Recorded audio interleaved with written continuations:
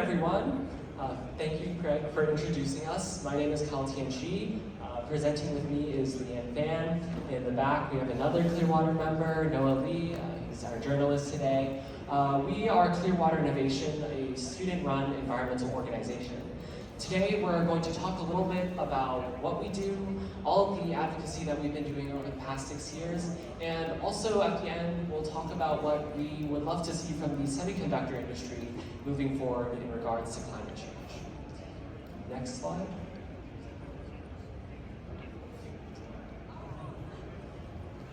Never mind, I have to press the button myself. All right. So first, just a little more about ourselves. My name is Kyle. I'm just graduated high school and I'll be attending Stanford this fall. I was also named a Coca-Cola Scholar and a Presidential Scholar. I co-founded Clearwater Innovation with my sister Emily in 2018. And we've been working on it ever since. And in my free time, I enjoy writing, playing piano, eating and cooking good food, watching movies, and dog sitting. Hi, I'm Leanne Fan. I'm currently a rising junior in high school, and I was named America's 2022 Top Young Scientist, so I really love science and research. And for fun, I like painting, playing golf. Thanks. All right. So Clearwater Innovation's mission is to encourage garage lab research, raise awareness about the global water crisis, and increase student engagement with environmental public policy. The order of this speech is going to be following those 3 points in our mission statement. So first, we're going to talk a little bit about what garage lab research is. Now, I understand that might be a confusing term, but that's something that we kind of made up to describe the work that we saw a lot of young scientists doing. This idea came from my own research project. As you can see in these pictures, this is young Kyle, or younger Kyle. I'm still young, I guess. In around 2018, I was really interested in this issue of microplastics, which were a newly emerging contaminant in water sources. And I wanted to see if I could do anything to help solve this issue of microplastic contamination in our water. So I began tinkering around in my garage, and I eventually built a device that uses Legos, a Raspberry Pi microcomputer, and a $15 laser that I bought from Amazon.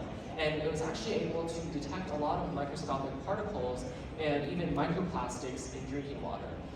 When I presented this device to experts at the California Water Board, other water experts, and at science competition, I was really surprised at the positive feedback I received.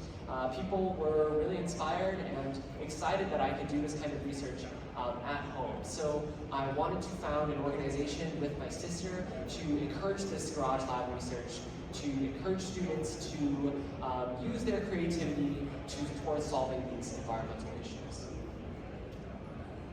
So this is also how I got involved in Clearwater. I've been doing my own garage lab research as well. You can see in this picture I'm cutting up some worms in my house, but that's how I got involved in Clearwater. So we found through attending various science competitions that many other students were also doing the same garage lab research that we were doing. So we decided to interview them and post these interviews online in an effort to inspire other students to also pursue their own scientific ideas. So here are 4 of the innovators that we interviewed, and 3 of them are winners of the Stockholm Junior Water Prize. So at the top is Zoe, and Zoe identified substances to speed up the separation of emulsions caused by oil spills. And she was doing this at home, and she didn't have a pipette, so instead she got a spray bottle at home and she used that instead, which is a really great example of using your resources wisely. Next is Naomi, and Naomi used styrofoam as a sort of sponge to soak up oil and carbon dioxide products from the ocean. Next is Sonia, and she created a novel method of assessing water quality in lakes and rivers. And finally, Alexis used carbon to remove toxic heavy metals from water. So here's Alex, and Alex ended up becoming a Clearwater member a few years ago. But he read these interviews and he was inspired by these interviews to also start pursuing his own scientific interests. So while he was walking along the San Diego beaches, he realized that there was a lot of pollution, not only on the shores that he was walking on, but also far out into the ocean where they're difficult to see and pick up. So he decided to use his engineering skills, and starting with nothing but just a carbon fiber rod, and a computer, he built and 3D printed his own drone, which he paired with a machine learning model, which allowed him to fly out over different environments, adapt the model to different environments, and detect pollution. For example, he could detect pollution in the ocean or in a desert, and then he would send this information of the location of this pollution back to the user, so they can later go and pick up that trash. So this leads us to the second part of our Clearwater mission statement, which is to raise awareness in our community. And one big thing we've been doing for this is going to a lot of science expos, which we found is a great way to meet a very diverse range of people. So the most recent expo we've gone to is a partnership with ASML Green for their World Environmental Day Sustainability Fair. So here you can see Alex presenting his project, but we were also able to teach a lot of the ASML employees about the effects of these industries on our environment. Another community event that we love to go to is the Barrio Logan Science and Art Expo, which we've been attending for the past 3 years. One of our favorite ways to generate awareness is these plastic whales that you see on the top left of the slide. The concept of this is pretty simple. So we show up with these 2 cardboard cutouts of whales or other sea life, and whenever someone passes by our booth, we ask them to take whatever plastic waste they have in their pockets and to glue it to the whale. By the end of the day, the whale is absolutely covered in these plastics, and we use this as both a way of creating community artwork as well as a way to generate awareness about how much plastic waste we're producing each day and how much of it gets dumped into the ocean. In addition, another thing we really like to do are petitions.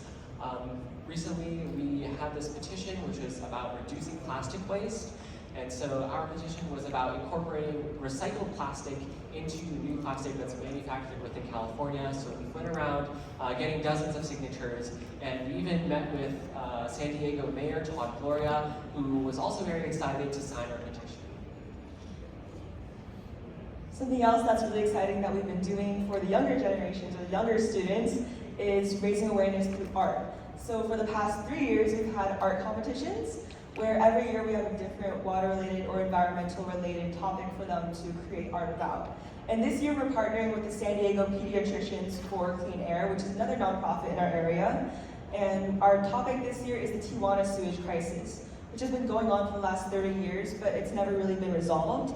And for the past 5 years, around 100 billion gallons of untreated sewage and waste from the Tijuana River have been flowing into the Pacific Ocean, which has a really detrimental effect on our wildlife and our ocean life, along with the citizens of San Diego as well. So students from 1st through 12th grade submit their artworks, poetry, photography around this topic, and we are going to feature them later on in the year at an art expo so we can hopefully get the public more interested in this topic as well. So I think this is a really amazing way for students and younger children to also learn about these environmental problems while expressing their artistic abilities. Another thing we've been doing, since we have all of these artworks, and we also run a blog which has over 6,000 views where students like Noah in the back write articles every month and submit it to our blog about different environmental topics. We combine these both into a magazine so we can make our articles and artwork more accessible to other viewers. So some topics that we've covered are light pollution affecting animals' migration, fires, clothing pollution, and other topics like that. And we've been able to showcase these magazines around different libraries. We've also been able to showcase them to public officials, including City Council member Kent Lee and the Office of Mayor Todd Gloria. And lastly, one of the most amazing things of doing environmental advocacy is that there are a whole lot of filmmakers who want to feature us and display our work. So as word got out about our organization, we had several filmmakers reach out to us and ask if they could feature our advocacy or the research surrounding that advocacy. So some of the features included one by Nat Geo, one by HP called Generation Impact, which you can see on the top row of pictures, which was featuring my sister Emily, her research project, as well as her process founding Clearwater Innovation with me. most recently, there's a documentary called Green Superheroes 2030, which is a feature-length film more oriented towards kids, and it's aimed at featuring these young environmentalists who are doing work across the globe. And you can see there on the bottom, that's the process of making the documentary. I was much younger then, and I also had a perm, so that was kind of interesting. But these documentaries are awesome, amazing ways of getting the word out to people who don't normally care about environmental issues. But movies are a great way of making people care. So we've been really lucky to be featured in so many of them throughout this time. All right, and lastly, in our mission statement, we talked about student engagement with environmental public policy. This is newer to us. We haven't been doing it for as long, but it's really important, we think. For example, most recently, we advocated for a bill called Senate Bill 253 in California. The gist of it is that it requires all corporations that do business in California that make over $1 billion in revenue each year to disclose all their climate emissions from Scope 1 to Scope 3 carbon emissions. In fact, this bill was proposed in previous years, but there were a lot of corporate lobbyists that lobbied against it, and eventually it got shot down. But we wanted to make our voice heard, so we spoke to the office of our local assembly member, Brian Mainshine, and we told him as students how concerned we were about the climate crisis and how important of a first step this bill would be to solving that issue. So after we spoke with him, the bill came back to the assembly floor. Mainshine voted yes, and it was eventually passed into law. So that was a really big victory for us. We were so glad to see that happen. And it's also kind of proof that even if your voice is only one voice, you can make it heard, and it makes a small difference.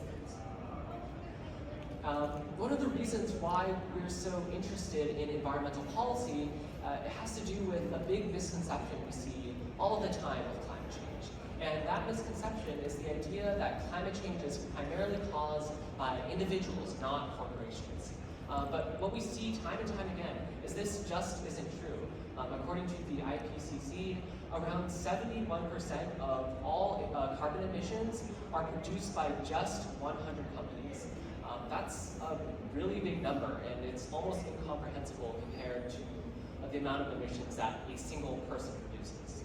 We're here at a semiconductor conference, and while the semiconductor industry is far from one of the biggest polluters, and there's constant evidence of the semiconductor industry trying to be more sustainable, still the numbers show that by 2050, if no more action is taken, the amount of emissions that the semiconductor industry will produce is around 4.8 gigatons, which is completely out of the scope of any individual human effort, like taking less showers, like turning off your lights when you leave the room, recycling, composting, so on and so forth.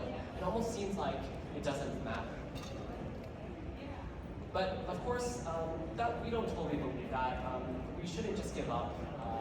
Our individual actions do really matter, and we think that's because everyone has a unique voice in regards to the climate crisis.